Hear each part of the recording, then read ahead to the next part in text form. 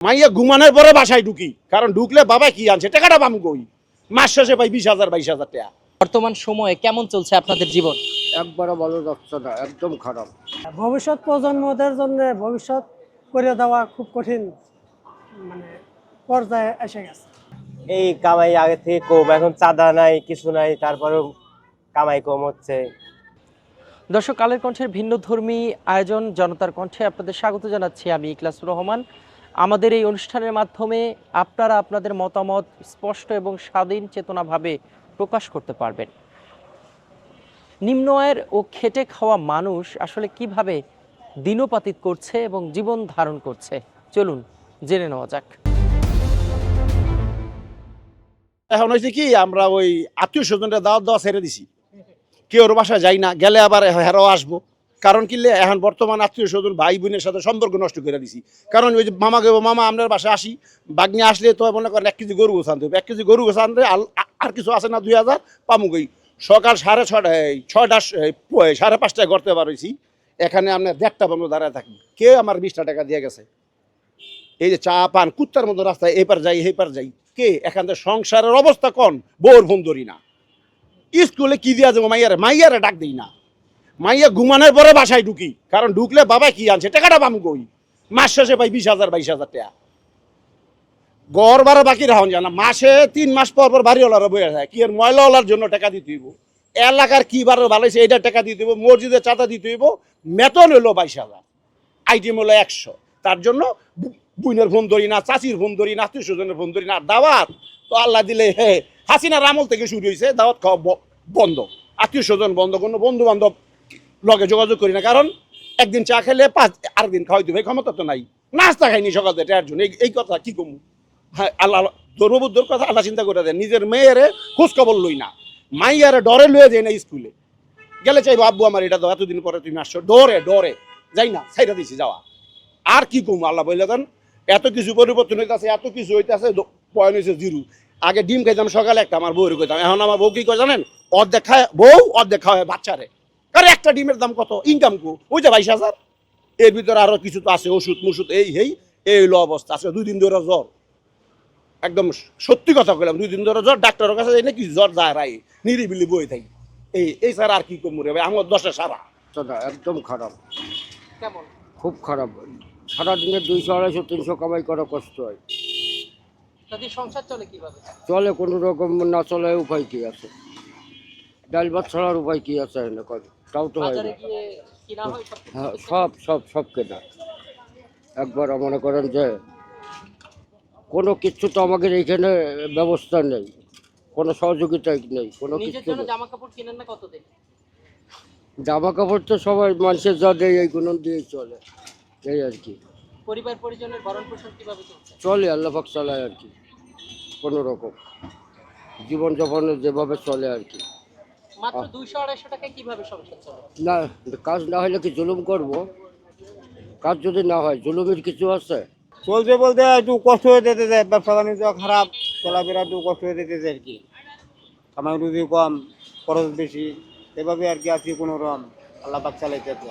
বাজার পরিবার পরিকল্পনা কেমনে চলবো, যেভাবে ব্যবসা বাণিজ্য শুরু হয়েছে বা যেভাবে কামাই রুজি হইতেছে আপনার তো চলা যায় না, চলা আসলে কষ্ট হয়ে যেতেছে, মানে চলার একবারে মানে বেশ কষ্ট হয়ে যেতেছে। কামাই রুজি কম, ব্যবসা বাণিজ্য খারাপ, যেভাবে খরচপাতি ওইভাবে কামাই হয় না, এইভাবে আমাদের চলতে অনেক কষ্ট হয়ে যেতেছে।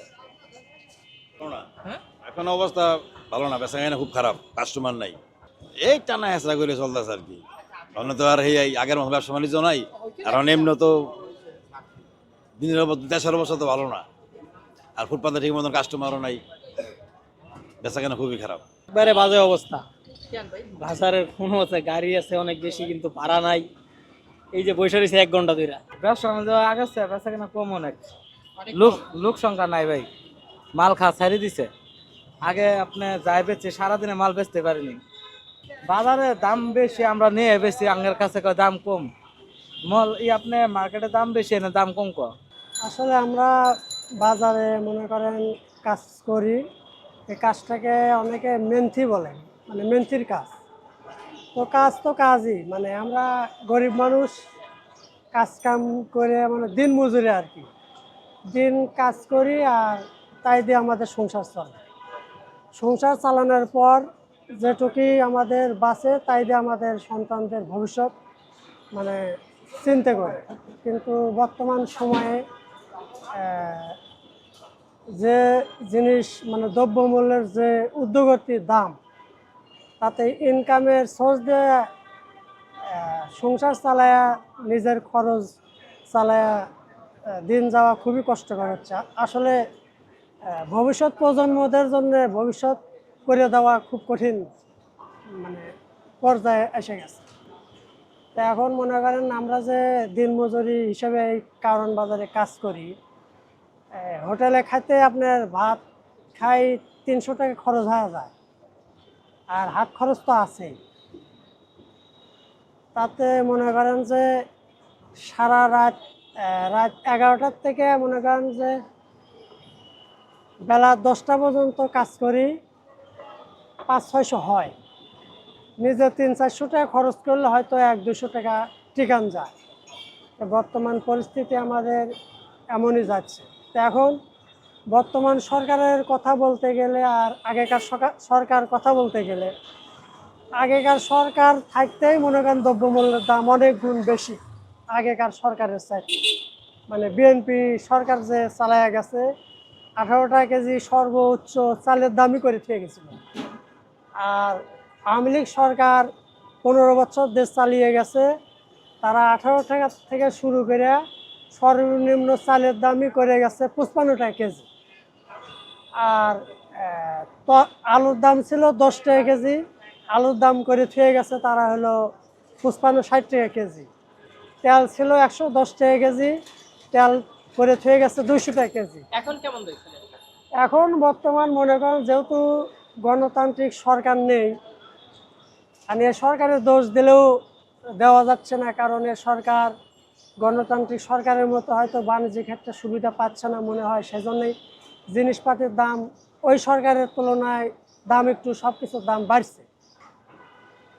তো এখন মনে করেন যে আমাদের সংসার তো মনে করেন ওই রকম মনে করেন খুব কষ্টেই দিন যাপন যাচ্ছে আমাদের। আসলে পরিশ্রম করে সংসার চালায়া কামাইয়ের সাথে সাথ, একদিন কামাই ভালো হয় একদিন খারাপ হয়, তাতে কষ্টেই দিন যাচ্ছে আর কি। এখন এই কথাগুলো আমাদের বলার কারো কাছে ছিল না ওই সরকারের সময়ও, এখনও কেউ শুনেও শুনছে না, কারণ যাদের মাধ্যমে শোনাবো সেরকম শক্তিশালী বিরোধী দলও ছিল না, সংসদে কথা বলার লোকও ছিল না, যার কারণে আমরা আমাদের ক্ষোভ নিয়ে আমরা সমাজে বসবাস করছি ঠিকই, কিন্তু আমাদের দুঃখের কথা কেউ কাউকে শোনায়ও নাই, কেউ বলেও নাই, কেউ শোনেও নাই। বলছি মনে করেন যে এখন খুব খারাপ অবস্থা, আমাদের খুব খারাপ অবস্থা।